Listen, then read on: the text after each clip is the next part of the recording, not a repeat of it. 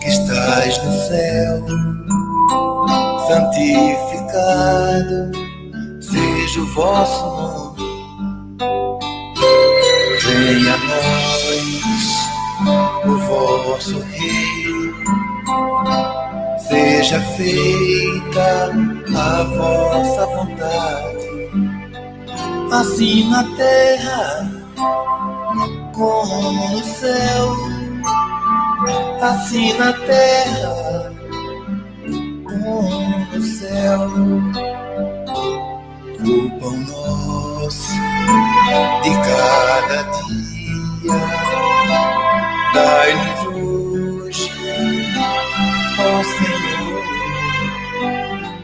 Perdoai as nossas dívidas, assim como perdoamos aos nossos devedores. Não deixeis cair em tentação, mas livrai-nos de todo mal. Não deixeis cair em tentação, mas livrai-nos de todo mal.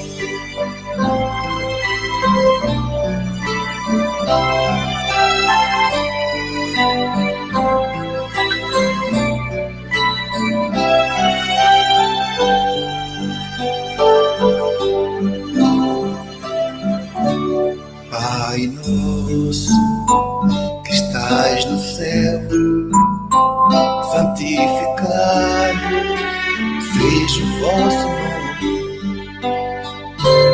Venha a nós o vosso reino, seja feita a vossa vontade, assim na terra como no céu, assim na terra como no céu. O pão nosso de cada dia dai-nos hoje, ó Senhor. Perdoai as nossas dívidas, assim como perdoamos aos nossos devedores. Não deixeis cair em tentação, mas livrai-nos de todo mal. Não deixeis cair em tentação, mas livrai-nos de todo mal.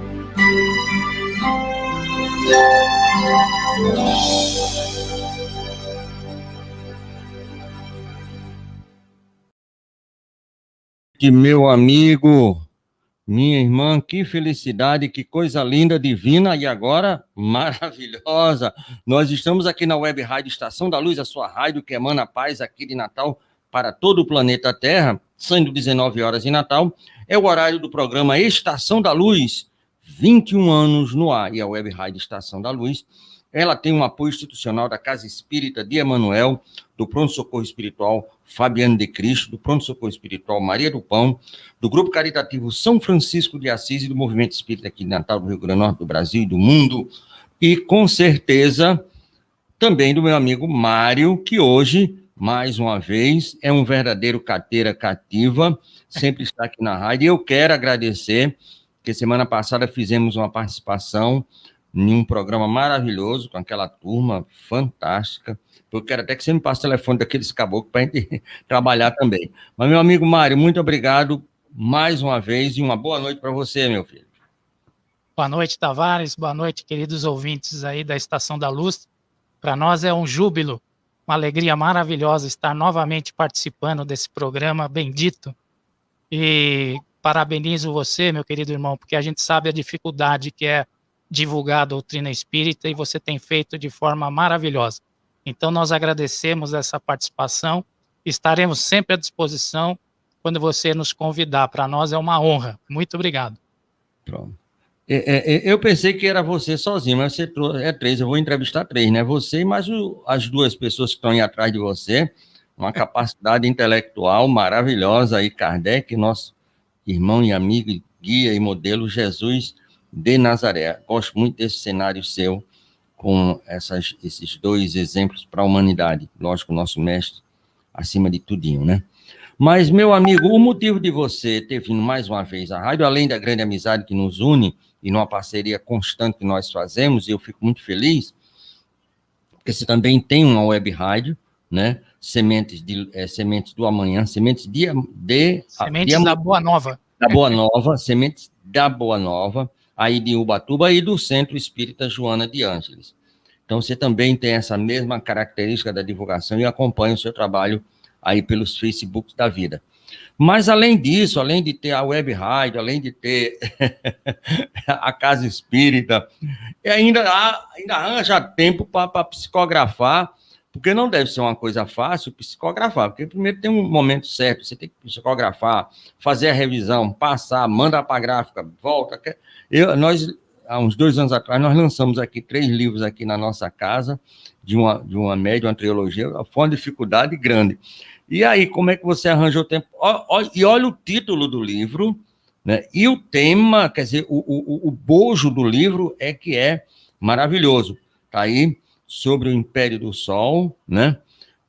E a gente já vê que é ali os maias, os incas, né? Ali na América Central, ditada pelo Espírito Matelo, e o Mário Mazei como o médio psicográfico. Para começar, como foi que surgiu a ideia? Porque você já tem mais ou menos uns livros, uns 3 ou 4 livros, só com esse espírito, não é isso, Mário? Na verdade, a gente não escolhe, né, Tavares? A coisa vem de lá para cá e a gente tem que aceitar de um jeito ou de outro. Eu já psicografava há mais de 20 anos, sempre mensagens aleatórias, doutrinárias, enfim, aquela história da prática, né?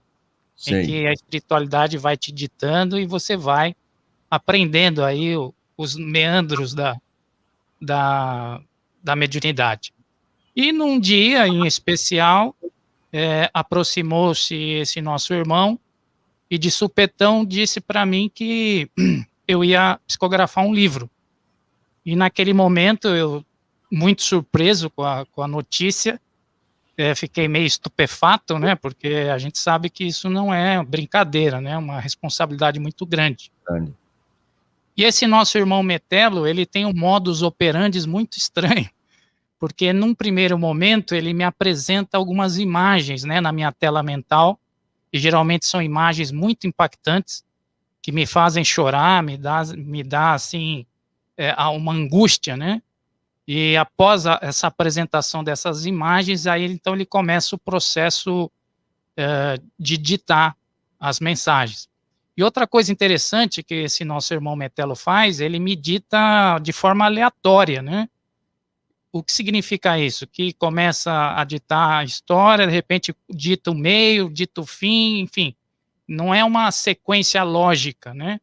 E isso também me deixou muito preocupado, porque a gente, aprendendo a ter segurança mediúnica dessa forma, vai por água abaixo, né?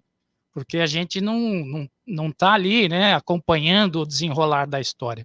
E num momento, eu perguntei por que ele fazia isso, por que ele ditava dessa forma. E aí ele me responde que era para mim não interferir na história, né? E a partir desse momento, então, eu comecei a confiar mais. Comecei a me entregar mais, né, nas mensagens. E aí, no fim, quando termina, eu junto, né, faço aquela reunião do quebra-cabeça e tudo bate de uma forma impressionante, né? Vai se encadeando as coisas. E o primeiro livro, né, que ele me editou, que é o Galienos Augustus, que inclusive é da própria história dele, né?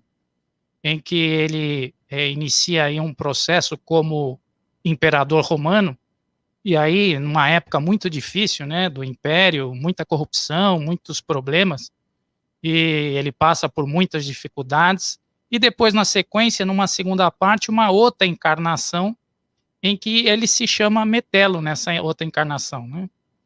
E aí eu compreendi a história dele. E a partir desse momento, então, a gente criou um vínculo, né, de enfim, eu aprendi a lidar com essa forma que ele passa as mensagens. O segundo livro que ele me mandou é um livro sobre a Inquisição Espanhola, que nós sabemos, né, que dentre todas as inquisições foi a mais terrível, né? Foi aquela que trouxe aí muitos resgates para toda essa turma envolvida, né? E esse livro chama-se A Abadia de Aragoça. E fala ali também dos reis católicos, né, da toda essa parte aí, dessas tramas que havia entre a igreja e a monarquia. Então, ele também tem algo, o Tavares, que também muito me preocupava mais ainda no começo, porque ele mistura personagens reais com personagens fictícios, né? E na medida que você tem personagens reais, também te aumenta a responsabilidade, porque você não pode, né, nas citações e nas coisas que estão sendo colocadas, fugir ao que o âmbito popular conhece.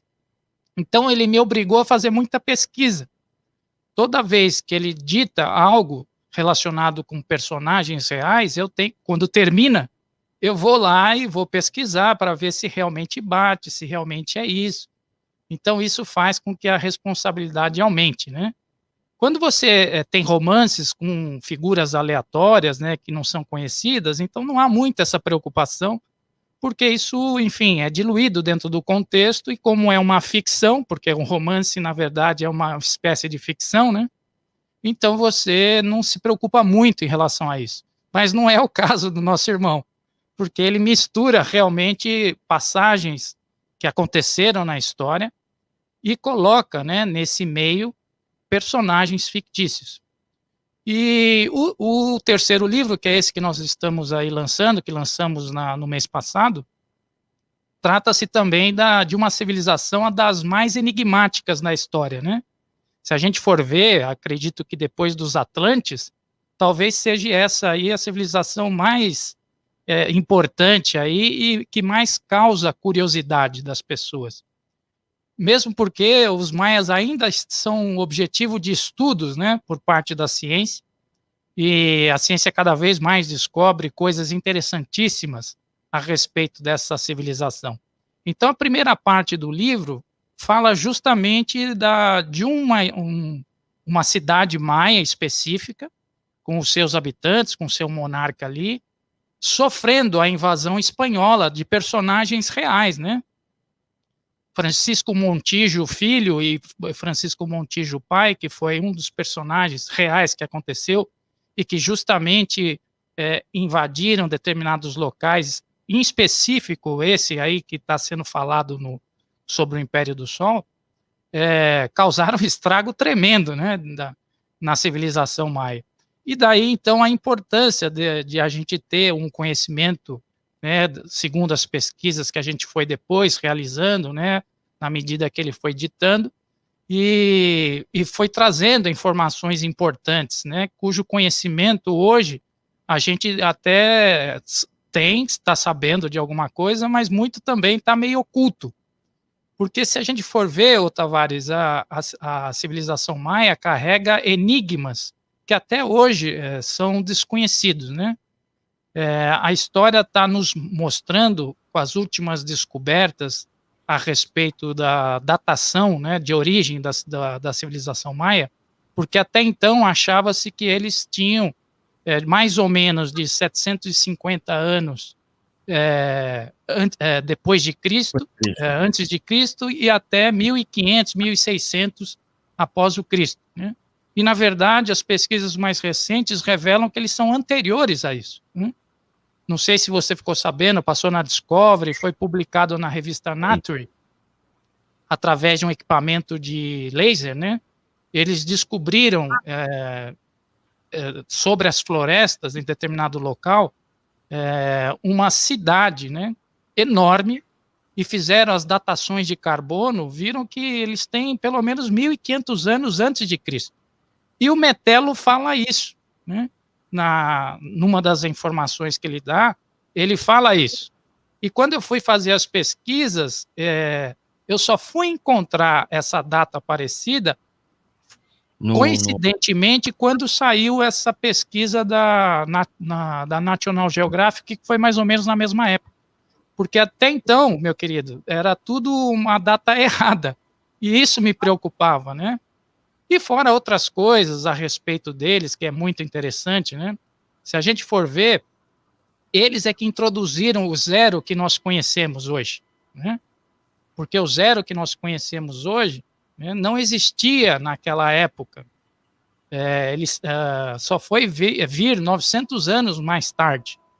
E por eles terem introduzido o zero, né, e inclusive, segundo algumas pesquisas de estudiosos a respeito de matemática, viram que essa precisão que eles tinham, né, na matemática deles, foi possível ter a precisão astronômica que eles tinham, e inclusive com a precisão do calendário, né, que a gente sabe que o calendário maia talvez seja até mais preciso que o calendário gregoriano, né?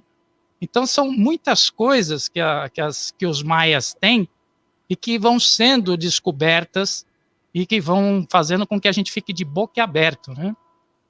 Outra coisa interessante, antes de você falar, ou só para a gente matar essa questão aí, como eles conheciam muito a astronomia, e segundo alguns pesquisadores, eles estavam 500 anos à frente de Copérnico, né? Se for comparar na mesma época, os estudos deles são considerados 500 anos avançados do que Copérnico.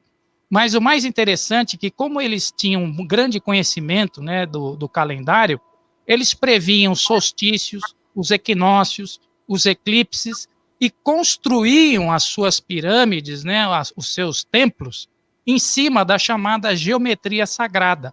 O que significa dizer isso? Significa que, por essa construção precisa, né, envolvendo azimutes, envolvendo cálculos de ângulo, a própria construção, através da incidência do Sol, revelava, né, nas sombras, essas datas propícias do calendário. Então, o popular, o povão, ficava sabendo dessas datas quando, por exemplo, o Sol incidia nos templos e apareciam ali as sombras, identificando os solstícios, os equinócios e assim sucessivamente. Não, eu gostaria muito que você ficasse falando, porque é uma aula de história com conhecimento profundo. Isso é uma coisa fantástica. E aí você está falando das civilizações pré-colombianas, nas Américas de uma forma geral, aí na América do Norte, os índios americanos de uma forma geral, a paz, aquela turma toda, aí vem aí maias, astecas, incas, e essa tecnologia que eles tinham, você falou aí, que no livro, eu dei uma lidinha na sinopse, em relação à Atlântida, né? Então, isso tudo é um resquício da lendária Atlântida. Inclusive, a cidade que eu estou, Natal, se você brincar, é Atlan. Então, tinha uma base atlântica aqui. É por isso que aqui é a barreira do inferno, é por isso que aqui tem toda essa tecnologia, porque ainda é resquício daquela época. Então, tem que mergulhar muito. E eu creio que apenas um erro aí, eu acho que ele não tinha 500 anos em relação a Copérnico, estava muito mais adiantado.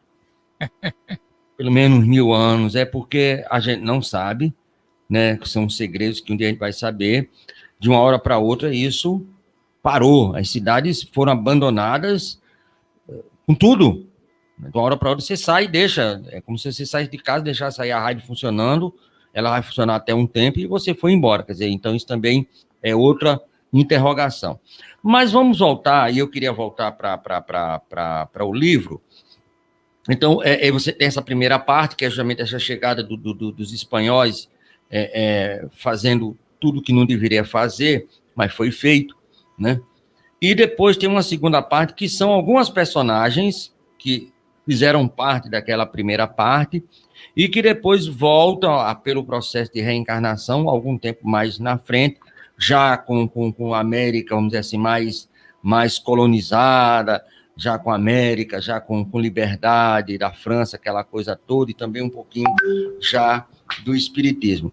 Nessa segunda parte, quais são as personagens que estavam lá e que, de fato, de direito, vieram para essa segunda parte, já nessa perspectiva da vida após a vida, através das possibilidades evolutivas.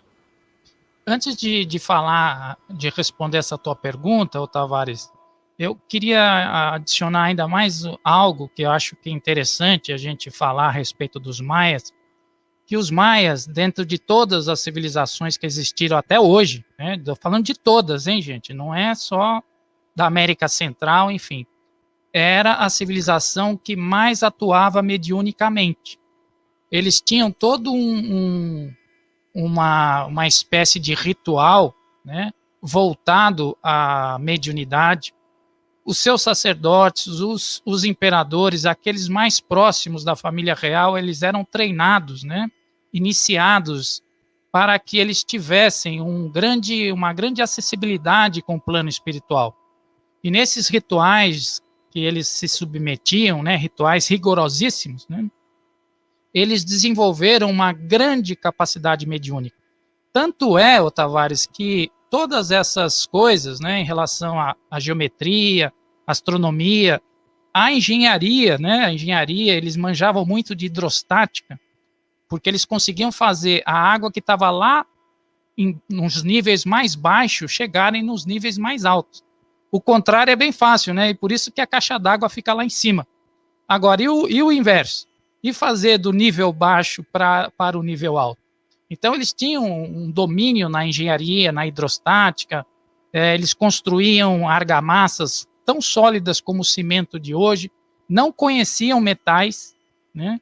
Eles não sabiam da existência de metais, mas tinham instrumentos que usavam a base de obsidiana, né, que é um minério à base de lava vulcânica, muito duro, muito cortante. E esses iniciados mediúnicos, também, pelo lado ruim, eles faziam rituais de sacrifício, né? E essa é a grande lição. Os rituais de sacrifício sempre visavam o sangue, gente. E por que o sangue? A doutrina espírita nos explica, né, que o fluido ectoplasmático, ele circula aonde? No sangue. Então, os rituais de sacrifício, né, eles sempre visavam o quê? Doar ectoplasma para os espíritos inferiorizados. Isso desde o Antigo Testamento a gente já via isso, né, dos sacrifícios, enfim. Então, foi o povo que mais trabalhou a mediunidade, tanto para o bem, tanto para o mal, né? E referente ao que você falou da segunda parte, o Metelo também ele tem esse cuidado de nos apontar sempre a chamada lei de causa e efeito, né? Ele tem uma precisão muito grande nos mostrando os eventos da sementeira e depois da colheita. Então, na segunda parte, nós vamos encontrar alguns personagens importantes dessa civilização maia, inclusive dos conquistadores espanhóis, agora numa outra roupagem, no início, né, da Guatemala nascente, fazendo com que, então, através do conhecimento que mais tarde viria, né, que é o Consolador Prometido, fazer resgates, né, resgates de todos os níveis. Aqueles que mais se comprometeram, dentro desse contexto, eles são personagens que têm um sofrimento maior, né, e aqueles que menos se comprometeram, né, na contrapartida também resgates menores. Mas o mais importante que o irmão Metelo nos mostra, que inexoravelmente, né, todos nós temos a colheita das ações que a gente faz. E ele mostra de forma muito clara. O mais importante também, Tavares, que nesse contexto, né, no caso da segunda parte, ele coloca o advento do conhecimento da doutrina espírita como um facilitador nos resgates eventuais que aqueles irmãos tenham. Porque quando acontece ali a segunda parte, que a Guatemala está iniciando todo um processo, né? Naquela época, iniciou-se também um processo de espiritualização na América do Norte, com as irmãs Fox, né? Das pancadas em Hydesville, né? E dali começa, então, todo um processo de curiosidade a respeito de quem estava dando aquelas pancadas, pouquinho mais para frente, né, vem determinadas pessoas que começam a se interessar por espiritualidade, o Andrew James começa a fazer outras coisas, e tantos outros irmãos começam a fazer publicações de livros espiritualistas. E um dos personagens que está envolvido na história, como ele tinha uma mediunidade muito aflorada, mas ele pertencia à Igreja Católica, ele vivia nessa dicotomia, né, entre seguir a mediunidade dele e seguir os preceitos religiosos. E foi nessa trama toda que, infelizmente ou felizmente, ele acabou sendo expulso da Igreja Católica e começou a conhecer esse movimento espiritualista, lendo esses livros, e começa então a compreender a mediunidade ostensiva que ele tinha. Mais para frente, ele funda, né, um centro espírita, não nos moldes que hoje nós conhecemos, porque ele estava iniciando todo um processo, mas a concepção de um centro onde ele começa a estudar e as pessoas vão se achegando, vão começando a compreender todo o processo mediúnico, e aí, mais para frente, né, é lançado o Livro dos Espíritos, um exemplar chega na mão dele, enfim, tem uma trama fantástica ali, em que ele começa a compreender melhor todo o mecanismo, e o Espiritismo ajuda muito ele e o resto dos personagens na sequência. Então, é bem interessante esse processo. Agora, dos 3 livros, que um é o Imperador, a Abadia e Agora, o Metelo, ele está envolvido nessas 3 possibilidades. E você falou aí que ele tem uma característica de mostrar a sementeira e a colheita. Então, ele está nessas 3 possibilidades. Você, como médium psicográfico nessa sintonia, você também estava por ali dentro daquela cumbuca também? Você acha, já teve algum insight disso aí? Estava por ali dentro... Porque tem alguns livros do Chico, chegavam algumas personagens, né? Alguns amigos que se aproximavam e ele escrevia o livro. Depois a pessoa ia embora. E Emmanuel falou que era justamente aquela pessoa tinha sido personagem daquele livro que ele estava escrevendo, principalmente romance, e que a aproximação iria facilitar mais a precisão porque a pessoa viveu, está lá no inconsciente dele. Você já teve alguma informação de vez em quando assim, como parece que ele é meio brabão, você fez isso e aquilo, ou não conversaram sobre esse assunto? Olha, nunca foi me mostrado diretamente, né, se eu estava ali na trama. Mas eu sei, particularmente, que numa época na Espanha eu fui um frei caputino, né? Isso foi me revelado de uma forma contundente. E, veja, Espanha, o segundo livro, né? Trata-se da Inquisição Espanhola. Então, provavelmente, de alguma forma, eu vi aquilo, participei de algum jeito, enfim, estava comprometido nisso. O 4º livro dele, né, nós já temos 5 livros, né, só 3 publicados. O 4º livro dele fala sobre a escravidão em São Luís do Maranhão, e é uma escravidão muito particular, né, diferente das demais no Brasil, com determinados aspectos muito particulares, né.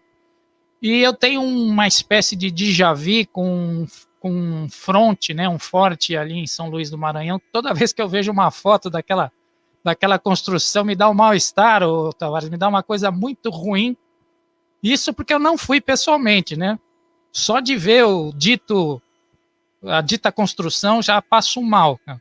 Então, com certeza, né, eu tenho alguma coisa a ver com isso, mas nunca me foi mostrado de forma clara a respeito dessa situação. E é bom a gente nem saber, viu, Tavares? Porque às vezes é pior, né? Melhor ficar quietinho do jeito que está. Tenha piedade da gente, né? Ontem a Heloísa Pires disse, olha, eu não quero saber não me informe. Agora falar um pouquinho do livro. O livro foi lançado, ele foi lançado digitalmente ou foi as 2 versões ao vivo e a cores ou pela internet? Como é que a gente faz para adquirir? Quem é que está aí na audiência do programa que queira adquirir Como é que faz para ter esse livro em mãos? Não, na verdade ele é em papel, né? Foi pela editora Dozelli, é o terceiro livro que essa editora publica, né?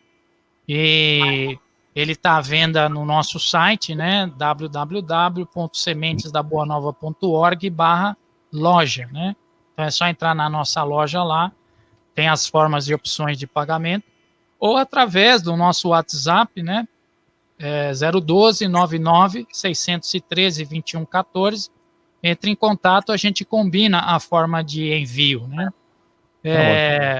Só coloca aí depois no privativo que eu puxo aqui para a tela. Tá, eu vou colocar. Tanto o e-mail como o telefone. Fica melhor. O mais importante é que as pessoas saibam, né, que toda a renda, né, oferida aí do livro é sempre para as nossas obras de caridade, para as nossas obras assistenciais, que a gente tem várias, né?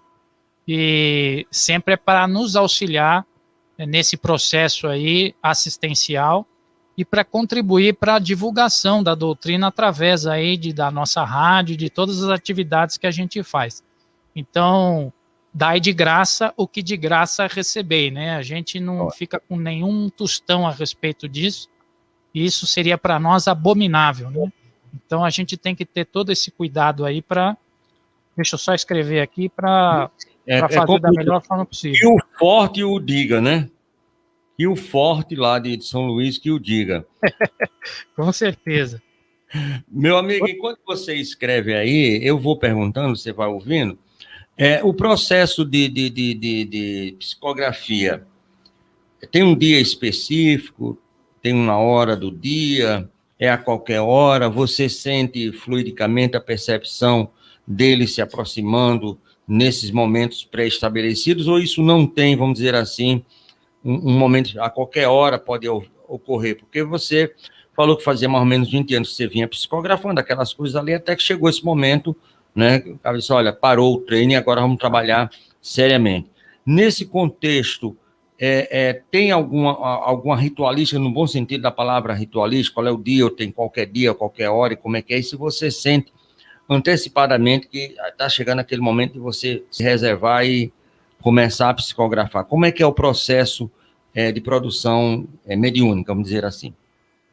Então, na verdade, há uma disciplina por trás disso, né? Nós temos um horário, um dia fixo, com horário estabelecido, em que a gente, naquele dia, né, que no caso é sábado, a gente se reúne, um grupo, e fica 3 horas ali psicografando, né, todo sábado.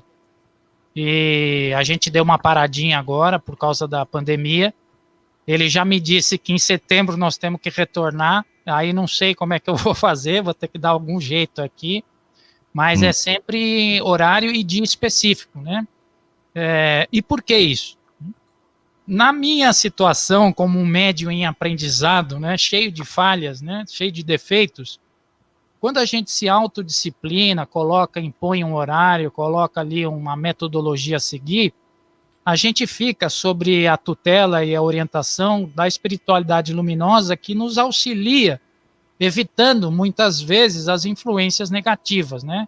Porque se eu, a qualquer hora, em qualquer momento, eu abrisse campo, né, para receber essas influências, muitas vezes eu não estaria ali sobre o amparo e a proteção a organização, né, a espiritualidade requer. Então é muito importante esse processo de disciplina. É óbvio, né, que esses grandes médiuns que existem aí, talvez não seja um processo um pouco diferente. Mas eu estou longe ainda de chegar desses nossos irmãos e eu preciso dessa disciplina, eu preciso estar dentro desse contexto para não me perder nesse sentido. E mesmo assim, em algumas vezes eu psicografei e no fim do dia, lendo com mais calma, eu amassei e joguei fora porque eu percebi que isso não era dele, né? Não tinha um padrão, não tinha uma lógica, um contexto dele. Então a gente está suscetível a cometer esses erros, né? A gente está ali ainda procurando a luz, procurando ali o trabalho, e há alguns dias, às vezes, a gente se permite, né, devido a uma má sintonia, receber essas influências.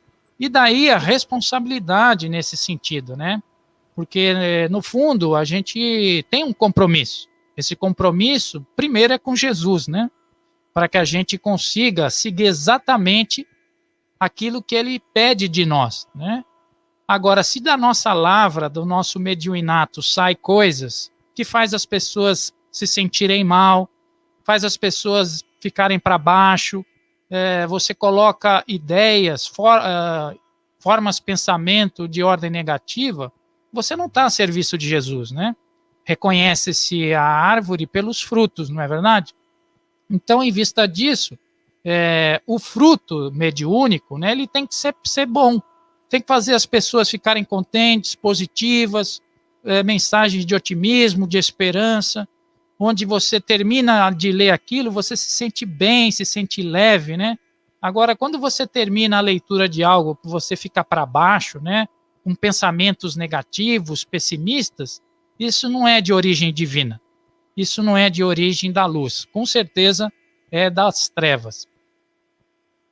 E foi muito bom essa sua fala agora, desse momento de rasgar, né? Porque você conseguiu perceber, isso é muito importante, porque muitas vezes o médium não percebe e vai embora. Eu me lembro do Raul Teixeira foi dado um livro a ele, né? Ele disse, olha, esse livro é fantástico, média é fantástico. E ele leu, ele disse, olha, no meio do livro tinha algo que era... O livro todinho estava muito bom, mas é engraçado que o Espírito botou no meio do livro, quer dizer, para a esquerda e para a direita, tudo bom. No meio tinha algo que era mais ou menos assim, como o casamento. O casamento não... E aí, na questão tal dos espíritos, diz o que é o laço de família, e ali ele estava desmanchando tudo aquilo. Então, é muito importante. Quando você falou isso, eu percebi a seriedade da coisa. Você já falou que tem esse terceiro, já foram 3, e tem um quarto que está aí, que vai ser justamente sobre, aí já no Brasil, né, sobre a escravidão, então possivelmente 1800 e alguma coisa, por aí, né? E a perspectiva de lançamento ainda para esse ano, próximo ano, como é que está aí? Está no prelo o livro? Então, nós combinamos, né? Nós fizemos um acordo de cavalheiros de publicar um por ano. Então, vai ser agora esse que chama Terra Brasilis, né? Vai ser o ano que vem. E o outro que eu estou terminando agora, que é a respeito de Dom Pedro II, Quintino Bocaiúva, né? A República, vai ser ainda no outro ano. Então, a gente combinou de a cada um ano lançar um livro. Tem um fato interessante sobre o Império do Sol e que me causou muita dor de cabeça, Tavares, que eu vou rapidamente falar aqui, que quando o Metelo fala sobre o Sol, tem um capítulo, né, que fala sobre a divindade do Sol, que é o Kinik Ahau, né, e ele faz uma referência dizendo que os planetas, quanto mais próximos do Sol, mais materializados eles são. E quanto mais distante do Sol, mais o processo de captação é mais evoluído, enfim, tem a eletricidade, tem o magnetismo, e que, se for pensar pela lógica, existe muita lógica nisso. Todavia, tem uma passagem na codificação em que há uma manifestação de um espírito dizendo que, por exemplo, Marte seria inferior à Terra, né? E isso foi por água abaixo completamente o que Metelo fala. Questão 188. Essa daí eu sei de cor salteado, como diz o outro. Posso não entender, mas de cor salteado eu sei. Exatamente. E aí, isso foi por água abaixo o que o Metelo fala, e eu fiquei atordoado com a história. E aí eu comecei a pesquisar na codificação se existia algo diferente a respeito disso. E fui achar na Revista Espírita. Inclusive, você vai começar a falar aí sobre a Revista Espírita, né? Eu não sei se eu dei um spoiler aí. Vai ter um programinha sobre a Revista Espírita. Vamos ter um programa com o nosso Enzo, certo? Uma parceria com a Rádio Boa Nova, e o tema vai ser justamente a Revista Espírita. Então, nós já estamos com alguns programas gravados, vamos gravar mais uns amanhã, E quando a gente tiver mais ou menos com uns 10 programas, a gente vai colocar na nossa grade e depois eu falo para você no final direitinho, sem problema. Maravilha. E eu achei na Revista Espírita algumas informações que condiziam ao que o Metelo estava falando, mas mais do que isso, achei várias mensagens de Maria João de Deus, de Emmanuel, de o Lúcio, pelo menos 6 livros psicografados de Chico Xavier, dizendo justamente ao contrário, dizendo que Marte é bem mais evoluído que a Terra. E aí fechou essa questão da proximidade, né?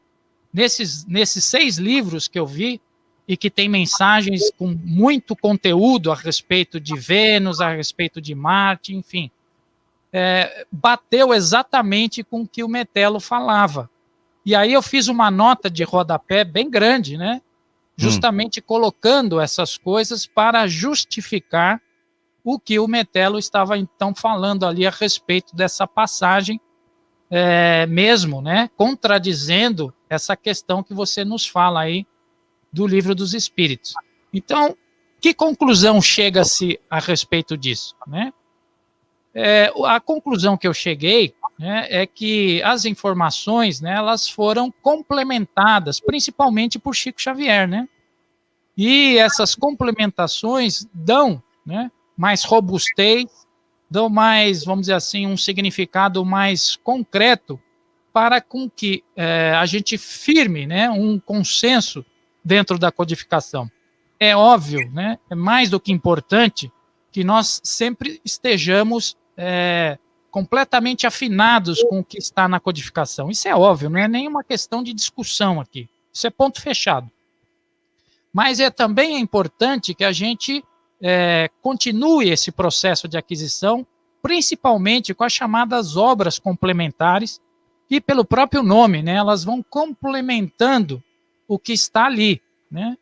E falar que a codificação é ultrapassada, isso é temerário, isso é um absurdo, né? Jamais, em nenhum momento, nós podemos falar isso.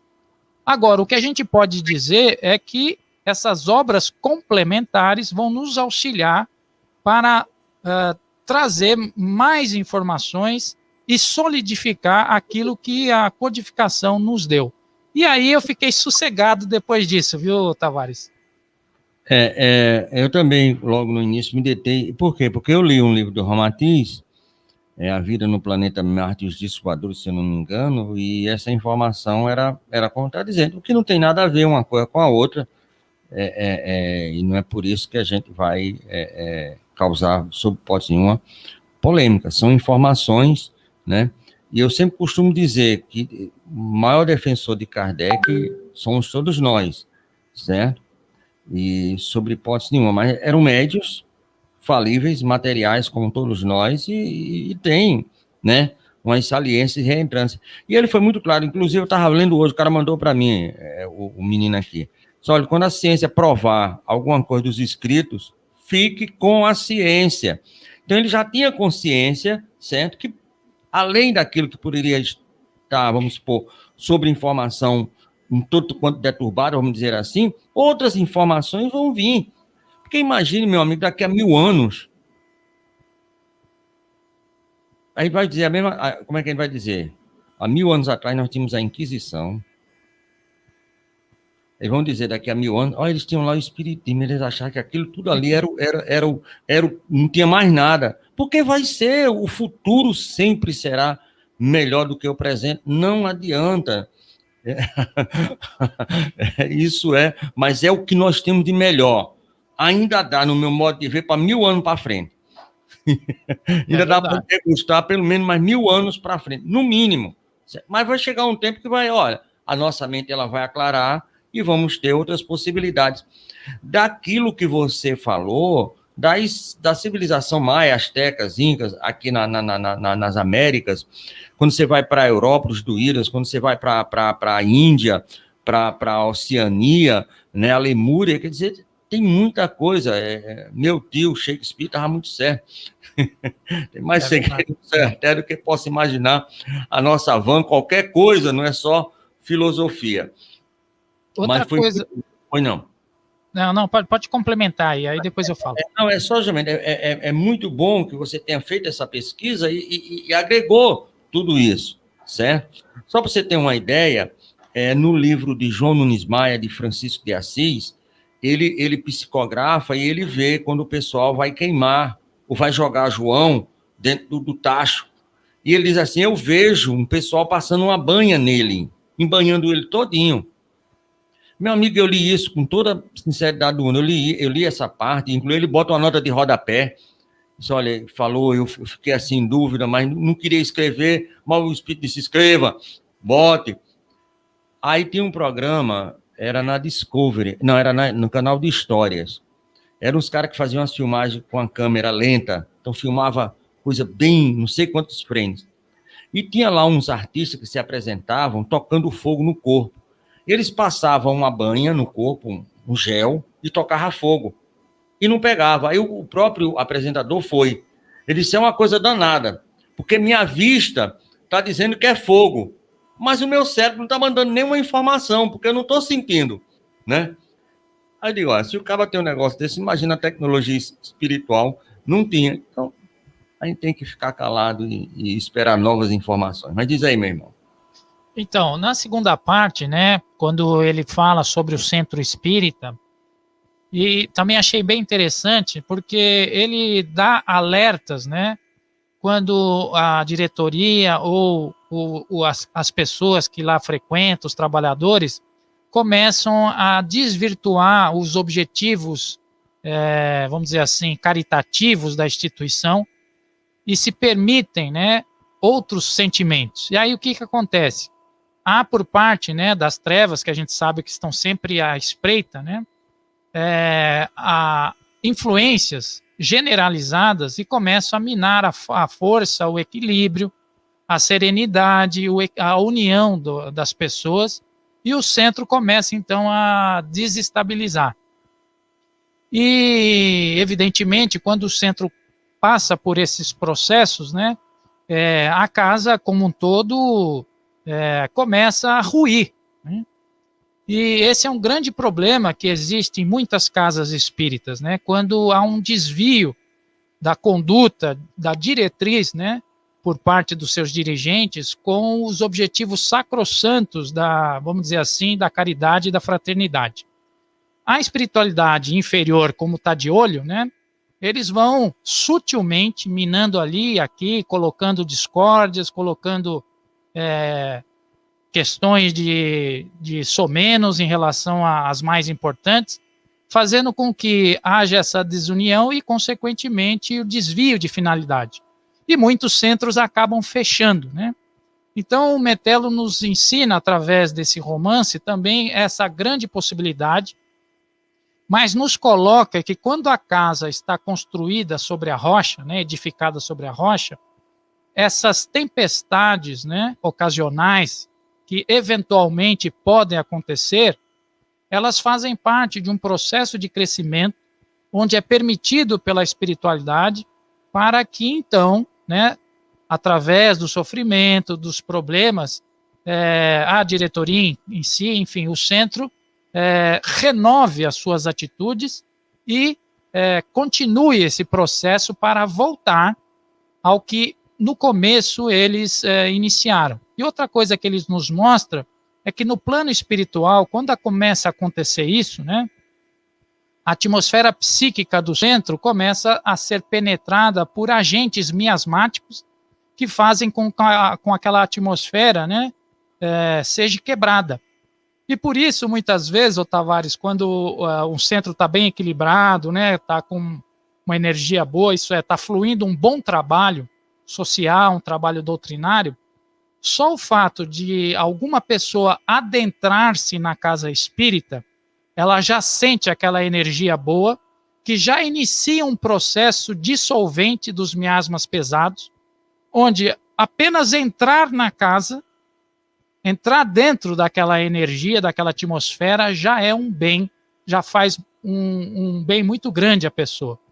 E essa energia, essa atmosfera criada, né, pelas boas práticas, pelo equilíbrio, pelas boas ações, faz parte de um contexto que fica no invisível, mas é muito importante que a casa mantenha esse aspecto.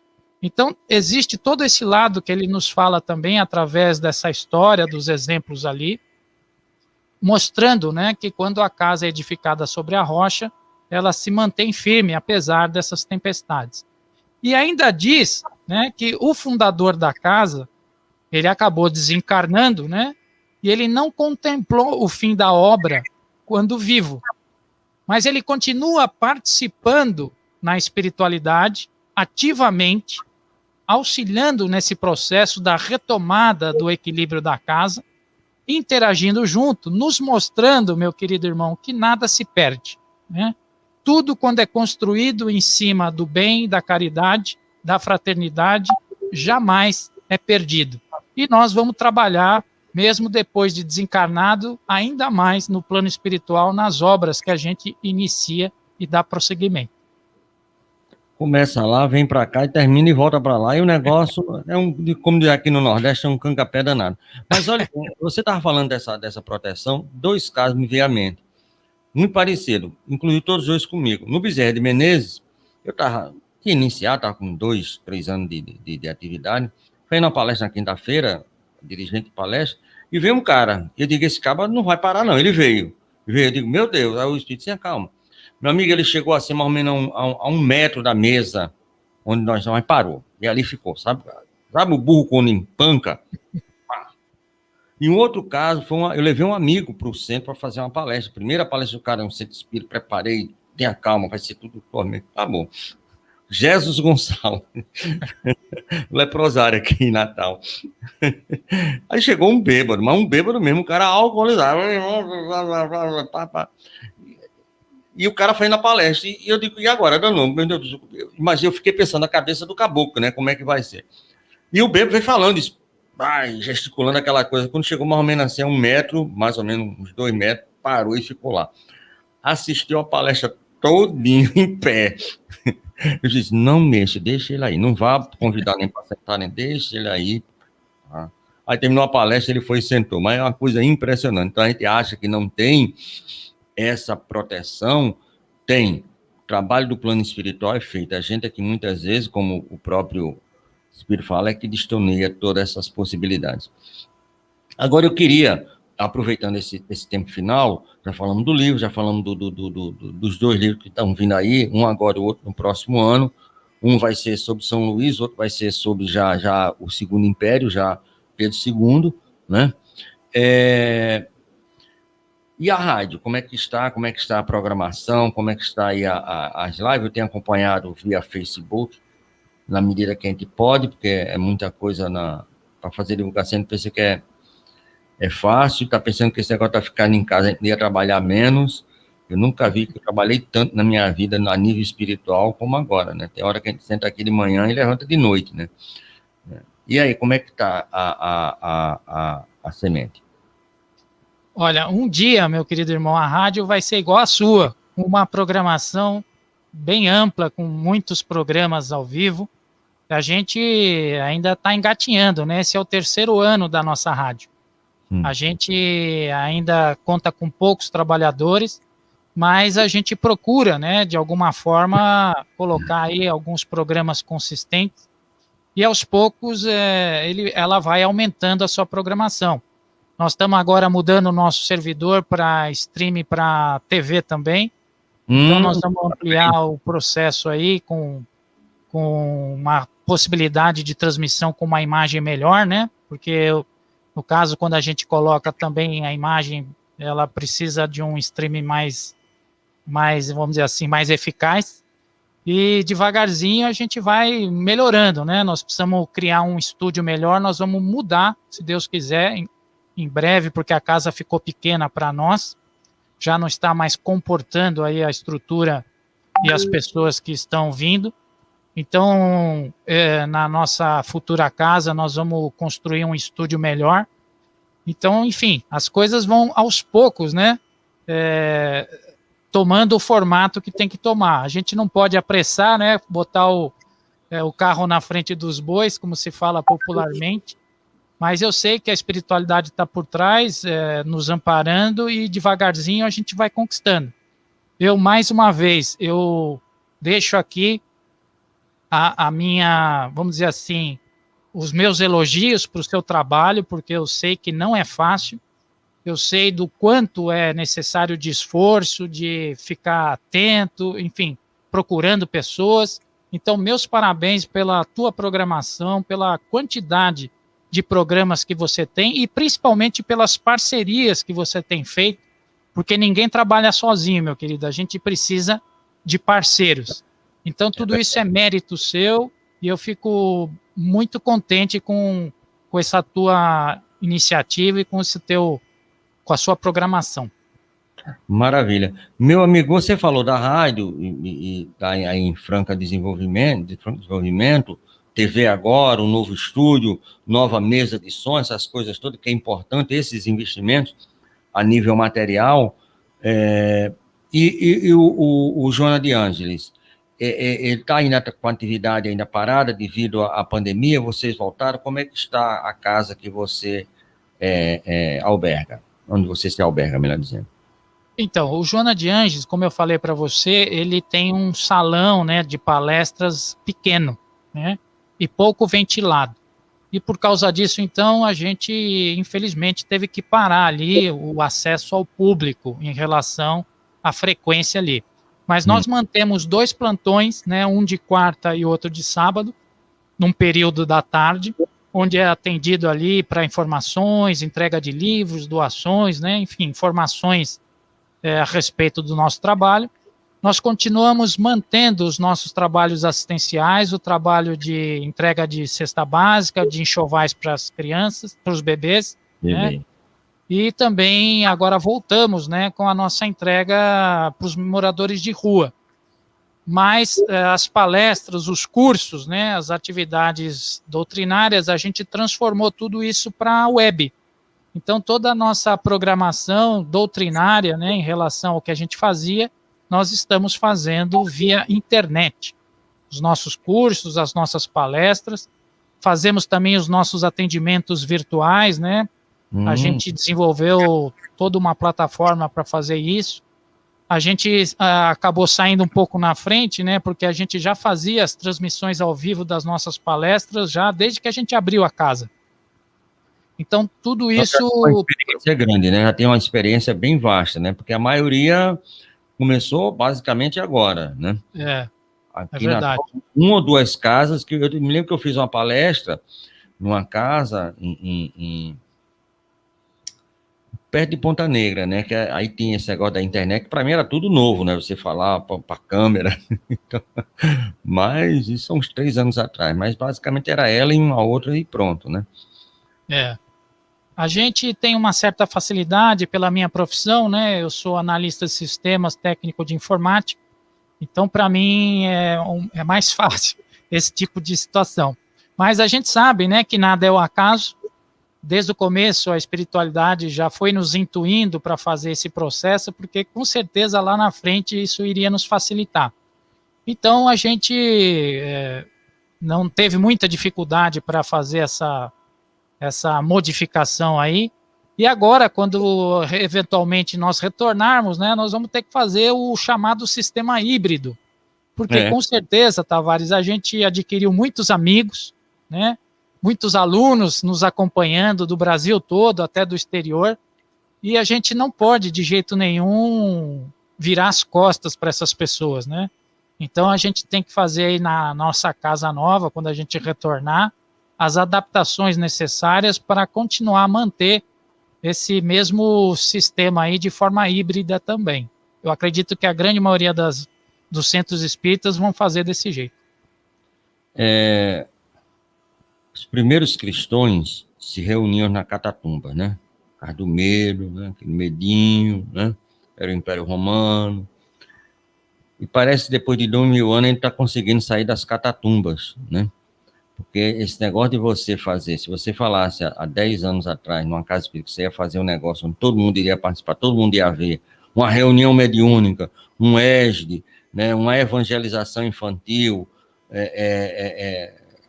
a casa cairia, né?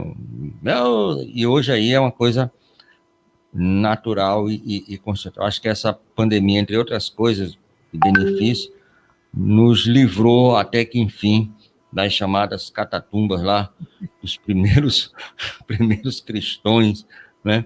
Porque era uma coisa muito restrita a casa espírita, que negócio você não podia falar disso, né? Era uma reunião tudo fechada, né? E hoje você tem isso aí aberto e divulga muito mais, e ajuda muito mais, e consola e esclarece muito mais. Então precisou de muita dor, né, para que a gente pudesse aprender esse mecanismo. E não volta mais atrás, não. Quem não fizer isso, infelizmente, não vai conseguir mais sobreviver de fato e de direito, o que é muito bom. Então, você falou dos livros.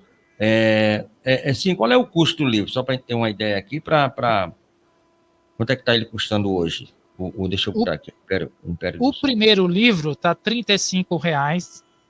O segundo livro está R$ 45,00 e esse último R$ 50. 50. Existe a taxa de envio normal, padrão, que demora 15 dias, né, que sai R$ 7,40. E por PAC, conforme o CEP aí, é um pouco mais caro, né?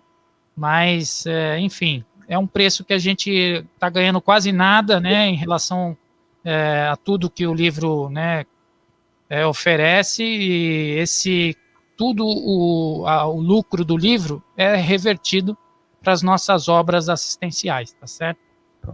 E eu vou fazer, mesmo sem autorização do autor espiritual e do autor material, uma promoção. Você ligando hoje, olhe bem, ou pedindo hoje, deixa eu botar aqui, para esse e-mail. Eu botei loja, loja, porque se esqueceu, né? Isso mesmo. Loja, para loja, esse sementes da Boa Nova.org/loja, ou para o WhatsApp 12 99613 2114. Você comprando esse livro aqui, comprando você vai pagar R$50 mais o frete. Agora, se comprar 2, paga só 100. Mas isso é só hoje. Amanhã não tem mais essa promoção. Posso fazer essa promoção aqui pela Web Rádio? Tá fechado. Assina embaixo. Não, muito bem. Meu amigo, muitíssimo obrigado. Tem aí, eu vou depois falar com você em off. Tem um negócio aí para a gente lhe falar, bem interessante. Mas a gente vai encerrar por aqui, porque depois é uma conversa a nível particular de mais parceria aí contigo. Então, eu quero agradecer demais, quero desejar todo sucesso, e quando for lançando os livros, vamos falando aqui, independente disso, vamos ver se a gente, pelo menos uma vez por mês, troca figurinha. Eu venho para cá, você vai para aí. Eu quero pedir desculpa a você que no sábado passado, não foi isso? Eu estava cheio de atividade. Quando eu percebi, marquei, e eu não tenho esse dom da ambiguidade, amigo, e eu fiquei aqui em 2 computadores. Olha, para esse negócio de ser espírito evoluído é difícil, porque você tem dois lugares ao mesmo tempo, como fica aí os bezerrão da vida, não é fácil, não. Eu sofri e fiquei agoniado. Então, eu vou me organizar mais para não fazer essa falta de caridade para com você. Fazer um curso com Santo Antônio de Pádua, né? Santo Antônio. É o santo protetor da nossa esposa. Pensa no santo que ela gosta. Tanto que o nome do primeiro filho da gente é Antônio, né? Então não é à toa que ela gostava, né, do Antônio. Então, meu amigo, muito obrigado a você. Eu queria solicitar que você fizesse a prece de encerramento do nosso estudo da noite de hoje, já que nós agarramos a conversar e não fizemos nem a prece inicial, nem o evangelho. Mas eu acho que as informações aqui suprimiu, de uma forma geral, tudo isso. E antes de tudo, eu quero falar dessa pessoa aqui, linda e maravilhosa, que é Dona Minervina. Dona Minervina ontem, né, foi para o céu, e o céu está em festa mesmo, porque Dona Minervina, aqui do Centro Espírita Manuel Nicodemos, aqui de Natal, regressou ao plano espiritual. Quase 100 anos, 96 anos, de casa, 70 anos, de casa, 71 anos esse ano de casa aberta, casa espírita, e tinha pelo menos mais uns 10 em outras atividades mediúnicas, que há 70 anos atrás podia ser feito tranquilamente, mas era um doce de mulher, um espírito generoso, e nosso pai, e quando a gente vê Dona Minervina, a gente vê que papai é perfeito. Ela era uma mulher de 1,40 m, não mais do que isso, acho que 1,50 m não chegava a isso. E ela tinha uma coisa que eu nunca vi em nenhum outro dirigente de casa espírita. Ela se arrumava, isso aí não era só por causa da festa, não. Toda a vida que ela morava ao lado do centro, no fundo do centro, mas ela se arrumava toda reunião, ela ia arrumada como se fosse, como era uma festa para ela. Toda, nunca vi. Arrumadinha, bonitinha, cheirosinha, certo? E ela ficava na porta do centro recebendo as pessoas, um a um. E no final ela ia bem rapidamente, pessoal, ia lá para a porta e recebia um a um. E por ela ser muito pequena, ela abraçava, ela tinha um negócio do aperto de mão e do abraço. E engraçado é que, como ela era muito pequenininha, o beijo dela era sempre no coração da gente. Era uma coisa impressionante. Então, tudo tem a perfeição do pai. Se ela fosse maiorzinha, não daria para fazer o que ela sempre fez, que era o beijo no coração. É por isso que eu coloquei aí como o beijo do coração, do amor, voltou, porque entre muitas características, essa de Dona Minervina. E foi lá que eu deixei de ter pena de mim, porque quando a gente descobre a mediunidade, a gente fica achando, né, então me cure, me ajude. Eu rodei um bocado de centro com isso, fui bater lá. Aí a entidade espiritual que estava, não com ela, mas com a médium, me deu um grito, vá trabalhar, você prometeu um bocado de coisa, caba, desculpa a expressão, caba safado, e tá aqui enrolando a gente, vai enrolar a gente de novo aí.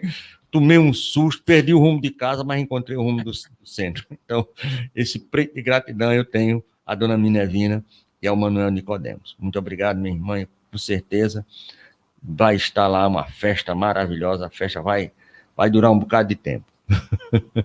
Que Deus a abençoe. Muito bem, meu irmão. Então, a prece de agradecimento, por gentileza.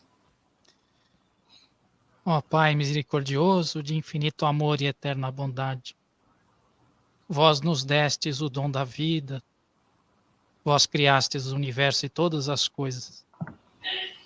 Ainda não aprendemos a te amar porque ainda não o conhecemos em sua profundidade. Mas vos admiramos pela excelsitude da vossa obra. Por isso, Deus Pai, nos ampara em nossas necessidades, suprindo as nossas deficiências. Tu enviastes o vosso Filho direto, nosso amado Mestre Jesus, para nos indicar o caminho. E ainda assim nós o colocamos numa cruz infamante. Nós vilipendiamos os vossos sacrossantos ensinamentos, porque ainda tergiversamos em vosso saber. Ó Mestre, perdoai a nós, porque tu o perdoastes a todos. Fazei com que nós possamos seguir-te, compreender-te e te amar-te, porque não podemos chegar ao Pai sem for a voz de ti. Espíritos amorosos, protetores, envolva a todos nós, em especial aqueles que nesse momento passam pelo sofrimento, pela provação da doença, por aqueles que estão a desencarnar e ainda não conhecem a verdadeira vida espiritual. Ampara todos eles em vossas necessidades, colocai em seus corações a compaixão e a caridade. Mestre Jesus, nos fortaleça diante das vicissitudes, nos dai coragem, determinação e fé para prosseguir diante de todos os problemas que batem à nossa porta. Não pedimos para que os problemas sejam afastados, porque muitas vezes são eles a solução da nossa vida. Mas pedimos que possamos compreendê-los, assimilá-los, colocá-los como ensinamento em nosso viver, para não repetir os erros de antanho. Mestre Jesus, fazei com que cada dia do nosso viver seja sementeira sagrada, depositada em nossas mãos, como fizestes outrora, ensinando a cada um a plantar a vossa semente, para que os nossos talentos se frutifiquem, para que o nosso viver seja o melhor de todos, para que possamos aprender a amar ao próximo como a nós mesmos e a Deus sobre todas as coisas. Ampara todos os ouvintes que neste momento estão conectados conosco, que recebam em seus corações as energias de paz e fraternidade, emanados dos corações que aqui estão, e de toda essa pleiade de espíritos que auxilia esse processo da divulgação da santa doutrina.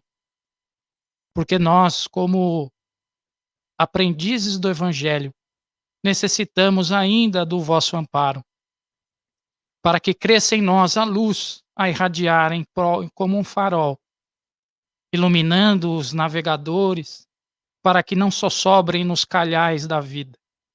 E assim agradecemos por mais essa oportunidade, fazendo a prece que o Mestre nos ensinou. Pai nosso que estais nos céus, santificado seja vosso nome. Venha a nós o vosso reino, seja feita a vossa vontade, assim na terra como nos céus.